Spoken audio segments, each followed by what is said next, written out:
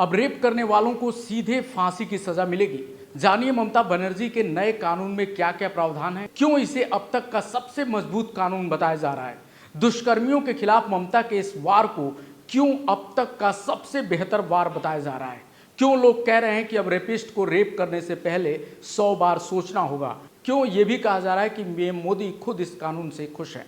चलिए विस्तार से इस बारे में आपको बताते हैं। दरअसल पश्चिम बंगाल विधानसभा ने मंगलवार को सर्वसम्मति से दुष्कर्म विरोधी विधेयक पारित कर दिया।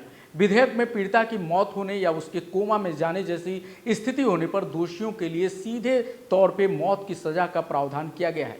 लेकिन इसमें कई ऐसी चीजें हैं जो पहली बार किसी कानून का हिस्सा बनी है। विधेयक का नाम है अपराजिता महिला एवं बाल विधेयक, पश्चिम बंगाल आपराधिक कानून एवं संशोधन विधेयक 2024। इस विधेयक का मकसद है दुष्कर्म और यौन अपराधों से संबंधित नए प्रावधानों को लागू करना और महिलाओं बच्चों की सुरक्षा को मजबूत करना। विधेयक भारतीय न्याय संहिता 2023 की धारा 64, 66, 70(1), 71, 72(1), 73, 124(1) और 124(2) में संशोधन किया गया है। संशोधन दुष्कर्म, दुष्कर्म और हत्या, सामूहिक दुष्कर्म, बार बार ऐसा अपराध करने वालों, पीड़िता की पहचान उजागर करने और तेजाब हमला करके चोट पहुंचाने आदि के लिए सजा से संबंधित है। बीएनएस की धारा 64 में कहा गया है कि दुष्कर्म के दोषी को कम से कम 10 साल की कठोर कारावास की सजा दी जाएगी और ये आजीवन कारावास तक हो सकती है। लेकिन बंगाल ने जो कानून में संशोधन किया है उसके तहत अब जेल की अवधि को उस व्यक्ति के प्राकृतिक जीवन से शेष समय और जुर्माना या मृत्यु तक इसको बढ़ाया जा सकता है। इसका मतलब साफ है कि अगर ये मामला ज्यादा जघन्य हुआ तो सरकार सीधे मृत्यु दंड देगी।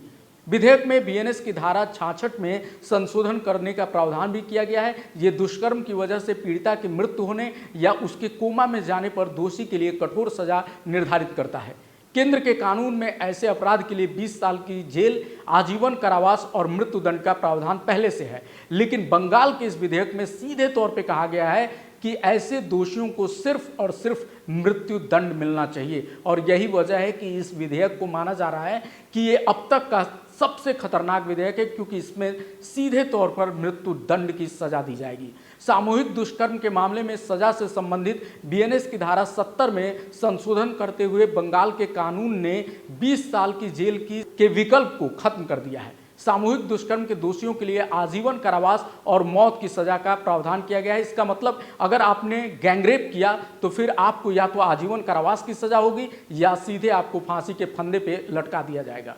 बंगाल के कानून में यौन हिंसा की शिकार महिला की पहचान सार्वजनिक करने पर भी आपके ऊपर कार्रवाई हो सकती है और इस मामले में सजा को और कड़ा किया गया है। बीएनएस में ऐसे मामलों में 2 साल की सजा थी, लेकिन अब अपराजिता विधेयक जो कि ममता का विधेयक है उसमें इसको 5 साल तक के लिए कारावास का प्रावधान कर दिया गया है। बंगाल के कानून में यौन अपराधों से संबंधित बच्चों के संरक्षण यानी पॉक्सो एक्ट जो है उसमें भी संशोधन करके उसके भी सजा को सख्त किया गया है। इसके अलावा बंगाल के कानून में यौन हिंसा के मामलों की सुनवाई के लिए विशेष अदालतों और उनकी जांच के लिए टास्क फोर्स के गठन का प्रावधान भी शामिल है।